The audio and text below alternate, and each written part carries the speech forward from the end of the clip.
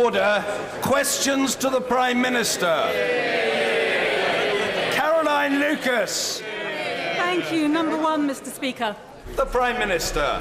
Thank you, Mr. Speaker, and I'm sure that the whole House would like to join me in wishing people across the United Kingdom and indeed the whole world a very happy St Andrew's Day. Mr. Speaker, this morning I had meetings with ministerial colleagues and others, and in addition to my duties in this House, I shall have further such meetings later today.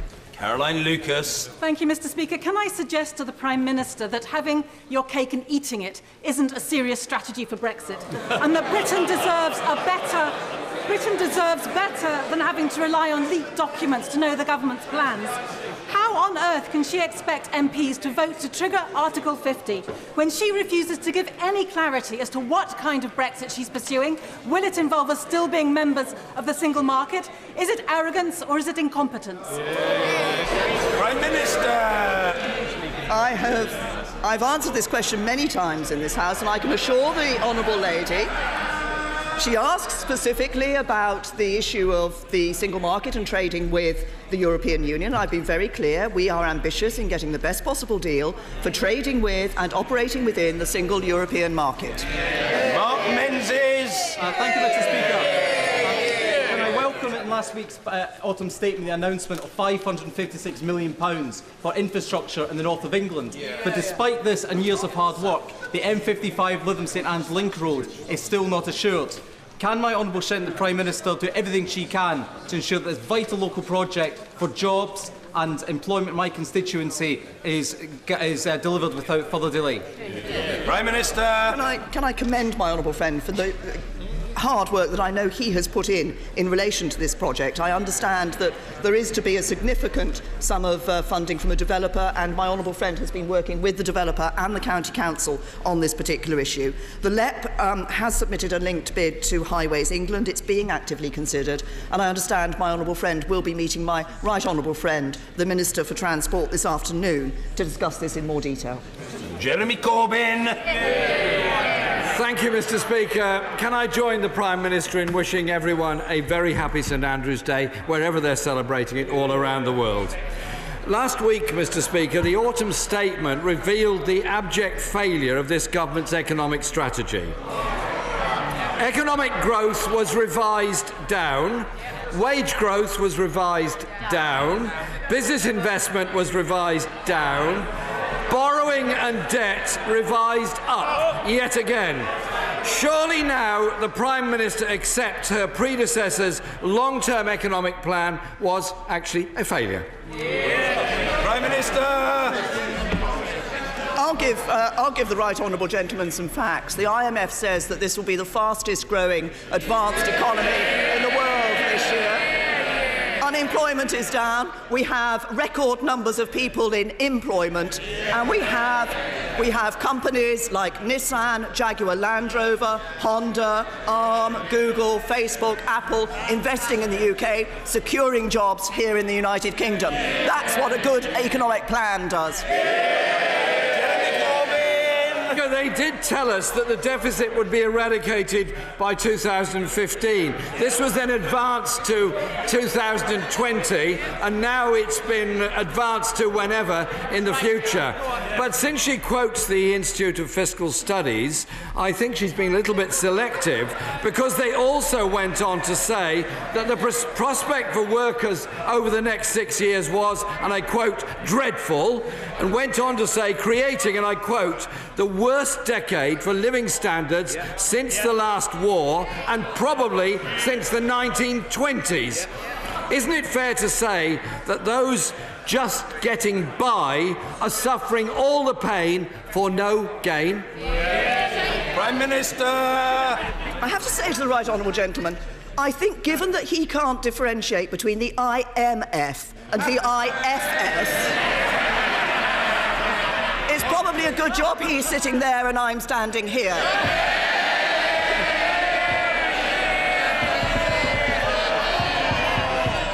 Let me to tell him what we are doing for those people, and let's think about those people who do find life difficult, who are struggling to get by, who have a job but worry about their job security, who have a home but worry about paying the mortgage and are worried about their children's education and whether their children will be able to buy a home. What are the measures we've been doing? We've increased the national living wage. We introduced the national living wage. We're increasing personal tax allowance, taking more people out of paying tax altogether. We're increasing the number of affordable homes being built. But we can only do this if we have a strong economy, and it's our plan that delivers that strong economy. Mr. Speaker, wages have stagnated, home ownership is falling, homelessness has doubled, and queues at food banks are rising every day. If the Prime Minister really believes the economy is doing well, why is her government forcing through £2 billion of cuts in in-work support, cutting the incomes of working people, leaving many households over £2,000 per year worse off? Prime Minister! He starts his question by talking about home ownership. Let's be very clear what's happening in terms of housing. House building starts fell by 45% under Labour in 12 years. They have increased by over 2/3 since the Conservatives were in government. Yes, we are making changes to the welfare system. He and I have a fundamental difference of opinion about the welfare system. I think what is important in the welfare system is that we remember those who are benefiting from it and we remember those who are paying for it. The universal credit system is there to ensure that people, that work will always pay for people. I believe in a welfare system that does help people to get into work, that does encourage people into the workplace. He believes in a welfare system where people are able to live on benefits. Speaker, the last Labour government took 800,000 children out of poverty. Under her government, child poverty is rising and now covers 4 million children across this country. Our people are suffering because of the policies of her government. People are paying the price for her failed economic experiment. They've even now abandoned the previous Chancellor's pledge for their so-called national living wage, paying at least £9 per hour by 2020. What is the new pledge on living wage? Prime Minister! The pledge on living wage is what's set out in the autumn statement and is as it always has been. But he talks about poverty. He talks about poverty. Actually, we are seeing fewer families in absolute poverty and fewer families in relative poverty. And I come back to the point I've been making in answer to his previous questions. It is only possible to do these things by having a strong economy. The one thing we know is that the policy that would not deliver a strong economy is Labour's policy to increase borrowing by £500 billion. Increase borrowing by £500 billion. He talks about the impact of people in work. Let me remind him what the former Shadow Treasury Minister said. Labour's policy to increase borrowing would lead to double the income tax, double council tax, double VAT and double national insurance. That won't help anybody who's in the workplace and just about managing. Entirely sure where the government's credibility lies on borrowing. Since they're borrowing even more, the deficit is increasing and people are suffering. When she talks about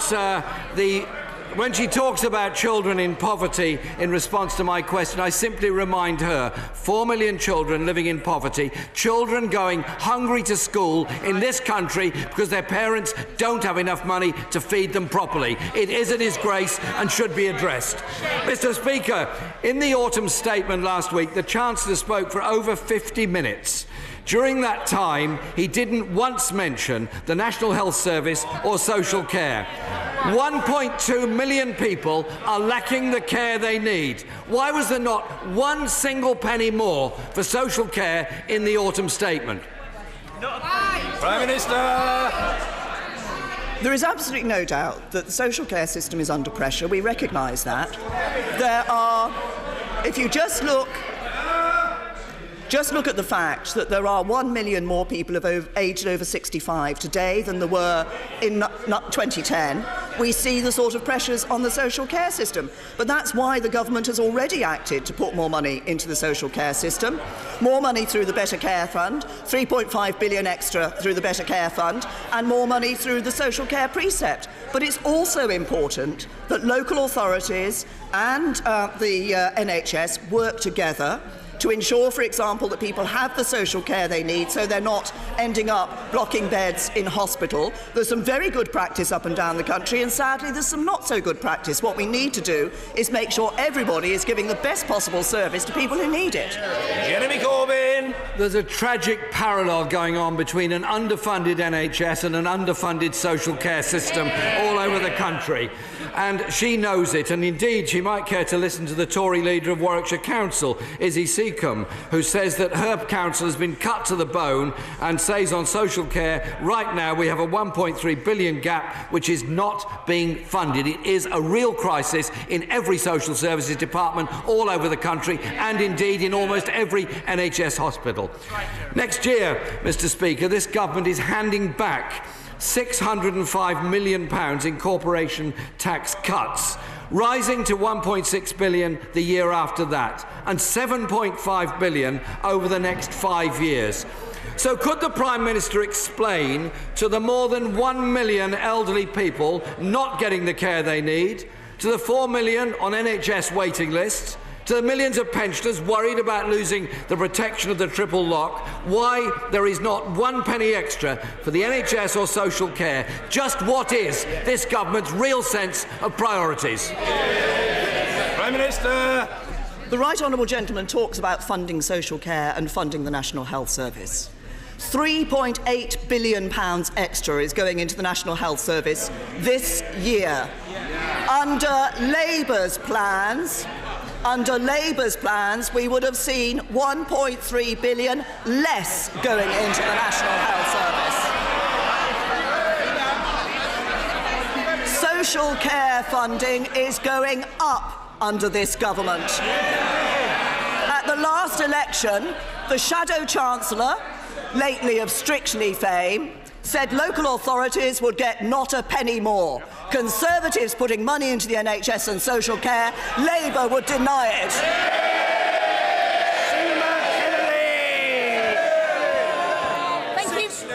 Thank you, Mr. Speaker. On a cross-party basis, Jo Cox and I were establishing the National Commission on Loneliness when she was brutally murdered. This work is now being continued by the Honourable Lady, the member for Leeds West, and me. Does my right honourable friend agree that loneliness is an issue for all our communities? And will she urge her ministers to engage with the Commission as it carries out its work and reports next year? Yes. Prime Minister. Well, first of all, can I just say that I'm sure the whole House would want to join me in commending Jo's family for the very dignified way in which they dealt with matters as the court case was going through. It must have been very harrowing for them. I'm very pleased that my honourable friend and the honourable member for Leeds West are taking forward the work of that Commission on Loneliness. Earlier this week I was able to support the Good Morning Britain 1 Million Minutes campaign, which is encouraging individuals to give 30 minutes of their time to help to be with somebody who is lonely. We've, over the years, I think, failed to understand the impact that loneliness has on people's psychological health, but also their physical health as well. And ministers will look forward to receiving the results of the Commission and to working with my honourable friend and others. Mr. Angus Robertson. Thank you, Mr. Speaker. A very happy St Andrew's Day to everybody celebrating in Scotland and around the world. Mr. Speaker, there is literally nothing to celebrate about the humanitarian catastrophe befalling the people of Syria at this time. The situation in the besieged city of Aleppo is described as being so bad that it could be one of the biggest massacres of civilian population since World War II. What can the UK and the international community do to end the suffering of the people of Syria? The Prime Minister. The right honourable gentleman is right to draw attention to the appalling situation that is taking place in Syria, and particularly the indiscriminate attacks that we see on civilians in Aleppo. The United Kingdom has been working with France and to bring forward an emergency discussion on this issue at the UN Security Council. That will take place later today. We want to see a cessation of hostilities. We want to see an opportunity for aid, humanitarian aid, to have access to Aleppo, and we will be pressing for that at the Security Council. Angus Robertson. Speaker, it is extremely welcome that the discussions are taking place in the United Nations, and we wish success to all of those who are supporting a humanitarian solution to the crisis there. However, things are so bad that the agencies are saying that in Aleppo the situation is so bad that it is descending into hell. Time is absolutely of the essence. I know the Prime Minister is seized of this matter. We are in agreement. Please can I appeal to her? Can absolutely everything be done now to alleviate the situation of the poor people of Aleppo and of Syria? Well, Minister. the right honourable gentleman is right about the horrific situation that exists in Aleppo. I can assure him that the government is pressing hard, is doing everything that we can in relation to this. We have consistently looked at what might be the possible solutions to see if there are other avenues that we can press for. I think the Security Council debate is very important, and there's an important message to send to Russia, that they actually use their influence with the Assad regime to stop these appalling atrocities in Aleppo and let humanitarian aid through. Fiona Bruce. Comments this week by the Equalities Commissioner not to be worried about talking about Christmas at work were important. Important because many Christians are now worried, even fearful, about mentioning their faith in public. So would the Prime Minister join me in welcoming the recent Lawyers Christian Fellowship publication Speak Up, which confirms that in our country today the legal rights of freedom of religion and freedom of speech to speak about one's faith responsibly, respectfully and without fear are as strong today as ever. Prime Minister. My honourable friend raises an important issue which matters to both her and me. And I think that the phrase that was used by the Lawyers Christian Fellowship was the jealously guarded principle of that ability to speak freely, as she says, respectfully and responsibly about one's religion. I'm happy to welcome the publication of this report and its findings. Of course, we're now into the season of Advent, and we have a very strong tradition in this country of religious tolerance and freedom of speech, and our Christian heritage is something we can all be proud of. And I'm sure we would all want to ensure that people at work do feel able to speak about their faith and also feel able to speak quite freely about Christmas. Chris Bryant. 30 years ago, I conducted my first funeral as a young curate. It was for a young teenage boy who was an enormous fan of Paul Simon. So as the crematorium curtains closed, we listened to the sound of silence, and many people cried. The average cost of a child's funeral today is £3,675. Some councils don't charge anything, some do charge a lot. And the social fund is means tested. So will the Prime Minister, I ask again, please listen to the words of my honourable friend for Swansea East, sign up to her campaign and put an end to both the means testing and the postcode lottery, so that no parents, when they lose a child, have to have the fear of hardship as well as the grief. Prime Minister. The honourable gentleman raises a very important point, and I know that the honourable member for Swansea East spoke very movingly in the debate that she called on this issue and spoke from personal experience. And I'm sure that I don't think anybody who hasn't been through the death of a child can possibly understand the pain that brings, not just immediately, but actually thereafter as they see others grow up and their child not growing up. I recognise the issue that the honourable gentleman has raised about the cost of children's funerals. There are, as he himself has said, there are measures in place for those particular families who have particularly hardship cases that where money can be given, and it is open to local authorities to waive fees. Some local authorities do this. We have left this to a decision for local authorities, and some do indeed waive those fees. Kelly Tolhurst. Thank you, Mr. Speaker. Grammar schools across the Medway towns have provided good education and opportunities for hard-working young people from a range of backgrounds, helping social mobility and intervening to improve recent Ofsted results in local primary schools, particularly in Rochester and Strood. Does my right honourable friend agree that our current grammar school's contribution to education ought to be valued and given every support as part of the educational mix up and down the country to help children achieve their full potential? Well, I agree with my honourable friend. I believe the figure is that there are now nearly 11,000 more children in good and outstanding schools in my honourable friend's area than there were in 2010. We want to provide a good school place for every child. She references the good work being done by grammar schools in her area to improve the quality of education in primary schools. It's exactly one of the issues we're looking at in our consultation that we're doing on education. We want to remove the legal ban on expanding or opening new grammar schools, but we also want to see grammar schools working to improve standards across the education system generally. Margaret Greenwood. Thank you, Mr. Speaker. The SDP for Cheshire and Merseyside aims to develop accountable care organisations. This is a model from America where they're used to deliver private, insurance-based healthcare. Can the Prime Minister assure me that they won't be used as a means to introduce insurance-based private healthcare into the NHS? Prime Minister. What the STPs are about is about people in a local area determining the shape of health services in that local area in terms of delivering the best service for local people. That's what those are about.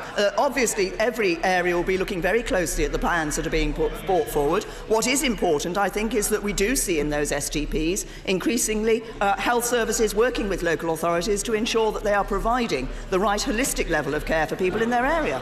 Claire Perry. Minister leads us towards a smart and smooth Brexit, as I like to call it, a smexit. I am sure that she shares my view that the flexibility of Britain's labour market is one of this country's great strengths. However, she will be aware that the growth of new business models as part of the so-called gig economy is causing real concern that employment rights could be eroded. And indeed, the news that Uber is seeking a licence to operate in my constituency has left local people concerned about what their jobs could look like in the future. What reassurances can the Prime Minister give to me and my constituents that the government is working to make sure employment rights and employment regulations will keep pace with this sort of innovation? Well, as I mentioned earlier, we have seen a significant rise in the number of people in employment in this country, and that's because we've got the strong economy we have. But I recognise that employment and types of employment are changing. Technology is the driver in many of those cases. That's why I've asked the Chief Executive of the RSA, Matthew Taylor, to do a report, a review of modern employment practices, so we can ensure that the legislative framework is absolutely the right one as we go ahead for the economy of the future and the jobs of the future. And I think this shows that actually it is now the Conservative Party that is the party of working people. Stephen Timms. Mr. Timms. Mr. Timms. Thank you, Mr. Speaker. The Conservative election manifesto promised to halve the disability employment gap by 2020. Ministers justified their plan to cut the benefit from next April by promising to recycle some of the savings into improving employment support for benefit claimants. It's now become apparent that funding for employment support is not being increased, it's being cut. The target date for halving that gap, 2020, has been completely abandoned. Surely the only honourable course now is for the government to abandon the benefit cut as well. Prime Minister. I'm very pleased to say that over the last 3 years, nearly 600,000 more disabled people have got into the workplace. I think that's very important. Of course, we want to ensure that all those disabled people who are able to get into work are given the support needed to do that. That is why we have been ensuring not just that this is about benefits, but also it's about the support package in total that people are given. They do have individual support through the personal independence payment for the particular long-term costs that they have incurred incurred by their disability, but also it's the support package that is provided to people on the work group in ESA that enables them to get into work. More than nearly 600,000 people, more disabled people in work. That is something the Right Honourable Gentleman should be celebrating. Peter Lilly. I welcome my Right Honourable friend's eagerness to give EU citizens living and working lawfully in this country the assurance that they'll be able to remain here after Brexit and to obtain similar reassurances for British citizens living and working in the EU. Does she therefore share my disappointment that Mr Juncker, in response to a letter from 80 members of this House to resolve this issue speedily, has intransigently put EU processes ahead of common humanity? Well, I assure my right honourable friend, as I've said earlier, that I would hope that this is an issue that we can look at an early stage of the negotiations. Of course, there will be 2 years of the negotiations. I think it is right that we want to give reassurance to British citizens living in the EU and to EU citizens living here in the UK. But I think the reaction that we've seen shows why it was absolutely right for us not to do what the Labour Party wanted us to do, which was simply to give away the guarantee for rights of EU citizens here in the UK, because as we've seen, that would have left UK citizens in Europe high and dry. Stephen Hepburn. I know the Prime Minister has handed happy briefs to read out, but can I tell her she's been wrong on the National Health Service for weeks now? If she came to South Tyneside Hospital, she would see services closing. She would see patients worried. She would see staff demoralised. So when is she going to get a grip of those bean counters who are committing criminal damage to the people's cherished service in her name? Prime Minister. There are nearly 30 more doctors and over 950 more nurses in the South Tyneside NHS Foundation Trust compared to 2010. This year, the South Tyneside Clinical Commissioning Group will be getting an increase of funding, and the health funding in the Right Honourable Gentleman's area is going to be this year £2.7 billion, and that will be increasing by 2020-21. It is this government that is putting more money into the National Health Service. It is the Labour Party, it's a former shadow health secretary on the Labour Party who said that more money for the NHS was irresponsible. Chris White. Thank you, Mr Speaker. Warwick and Leamington contains many of the elements of a successful industrial strategy. Great schools, skilled workforce, strong infrastructure, manufacturing, creative industries, being surrounded by world-class R&D facilities, to name but a few. Would the Prime Minister outline the government's progress in developing this policy that is so important to our nation's prosperity? Minister. My honourable friend is absolutely right. What he says about his own constituency and the Midlands engine in relation to the development of jobs and for the strong economy of the future. That's why we will be developing the industrial strategy for the whole of the United Kingdom. That is an important part of the government's plan for the future. That is looking at issues like infrastructure, like skills, ensuring that we can build on the best and encourage the growth that we need for the economy of the future. And the Midlands engine and the part of the country that my honourable friend represents will be an important part of that growth for the future. Kirsten Oswald. Guests from the Hyderabad Diocese have twice been refused visas to visit the Church of Scotland Presbytery of Glasgow in a twinning initiative, with the suggestion the visit was not genuine despite correct paperwork and the church bearing costs. When I raised this with the Leader of the House, he spoke about a need for people to return home after visits. Then the Immigration Minister told me in a patronising letter how to apply for a visa. Can the Prime Minister tell the Church why their visitors are not welcome and what messages she thinks this sends to our faith communities? Well, I say to the Honourable Lady that we have a very clear visa system. Decisions are taken according to the rules in that visa system. But as she will have seen, the Home Secretary has heard the comments that she makes, and I suggest if she sends the details into the Home Secretary will look at that case. Suella Fernandez. Once the will of the British people and indeed the residents of Fareham is delivered to break free from the shackles of the European Union, does my right right honourable friend agree that Britain stands to benefit from the fantastic opportunity to forge new trade deals with countries like India and the USA? And will she meet with members of the Legatum Institute's Special Trade Commissioner, me, who projected a 50% increase in global world product in 15 years as a result of Brexit, enabling trade to really boost jobs, growth and hope? Well, I'm interested in the results of the Legatum Institute's commission on this particular issue. I believe absolutely that free trade is the right way to go, that it is through free trade that we increase growth and that we increase prosperity. That's why I've said I want this country to be a global leader on free trade, and it's why we will be looking to forge those new trade deals with other countries around the world as we leave the European Union. But not just that, we will be looking to see how we can improve trade with other countries before we leave the European Union, continuing to strengthen our economy, and I'm sure the Secretary of State for International Trade will be happy to meet with her and to discuss the results of the Commission's report. Order. In warmly welcoming the honourable member for Blythe Valley back to his place, I call Mr Ronnie Campbell. Thank you, Mr Speaker. I'll be able to tell you better next week when I meet my consultant. Can I ask the Prime Minister what plans she has to make super economic zones?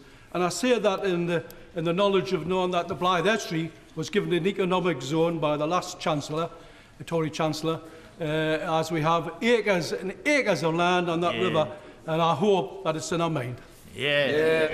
Prime Minister. Can I join the Speaker and others in welcoming the honourable gentleman to his place? It's good to see him back in his usual position, and I wish him all the very best.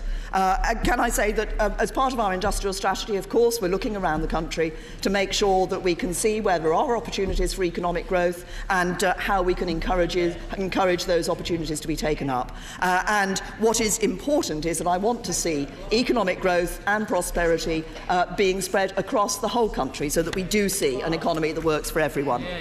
Stuart Andrew. Thank you, Mr Speaker. The digital and creative industry is an important part of the UK economy and Leeds is an important hub in this sector. In welcoming the £1 billion investment into better broadband in the autumn statement, can I urge my right honourable friend to ensure that Yorkshire gets its fair share so that we can build on this success and make Leeds the capital of this industry? Prime Minister. I assure my honourable friend that I recognise the role that is played by the creative and digital industries in our economy, and I also recognise the excellent example of the vibrance that those can bring to the economy, as he says, that takes place in Leeds. I am pleased that we are able to invest a further £1 billion in gold-stranded broadband. That will bring better connections to 2 million more homes and businesses, and I can assure him that I'm sure that Yorkshire will have a very central role to play in this. David Lammy. Yesterday, the Prime Minister's government published a green paper on corporate governance emphasising the importance of gender and race diversity, and I congratulate her for that. But why then has her Secretary of State for Culture, Media and Sport blocked the appointment of a black woman to the Channel 4 board? Does she think there isn't a woman or a black person in the country worthy of being on the board of Channel 4? Prime Minister. I'm thank the honourable gentleman for the welcome that he has given to the corporate governance paper that we have produced, which of course covers a great deal more than simply issues of gender and diversity in corporate governance and on corporate boards. I'm not aware of the particular case that he has referred. All I would do is say this to him, that in looking at public appointments, a very careful process is undertaken to ensure that people who are appointed have the skill set and the requirements needed to play the role that is being required. I will look into the issue that he has raised, but I have to say to him that this is always a question of the right person for the job, and issues around the sort of question that he has raised don't come into it. It's about who is right for the job. Mr. Michael Tomlinson. Thank you, Mr. Speaker. Mr. Donald Tusk's response to my letter on reciprocal rights has already been mentioned. Can I congratulate the Prime Minister on her work with individual member states in this important matter? But does she share our disappointment? And will she join me in calling for this important matter to be raised in 2 weeks' time at the next European Council meeting? Prime Prime Minister. I say to my honourable friend, I recognise the concern that he has and that other members of the House have on this particular issue of the rights of EU citizens and UK citizens, variously living here in the UK and in the other member states of the European Union. I hope this is something that we will be able to address at an early stage. But of course, the negotiations, we haven't yet triggered Article 50. The negotiations will have up to 2 years to run, as the Lisbon Treaty sets out. And as I say, I hope that we'll be able to address this at an early stage to give people the reassurance that they need. How about Al?